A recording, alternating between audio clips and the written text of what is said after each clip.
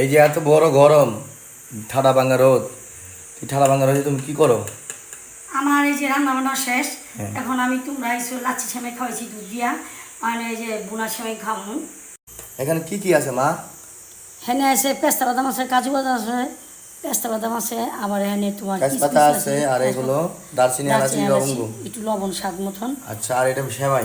সেমাই কেউ কেউ বুনা সেমাই কেউ জর্দা এটা তো এসে এখন দিয়ে দিল ঘি, হুম। অরিজিনাল ঘি দিয়ে দিয়ে দেখতে পাচ্ছেন ঘোষের। তো আমাদের ময়মনসিংহ ঘোষ আছে, এই ঘোষের হচ্ছে অরিজিনাল মিষ্টি এবং ঘি। এখন দিয়ে দিলাম চিনি।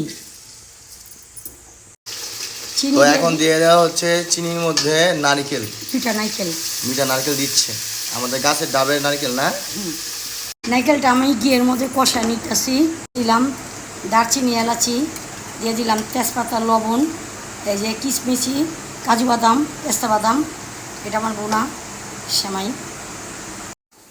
এখন আমি সেমাইগুলো ঢেলে দিব, ঢেলে দিয়ে দিলাম।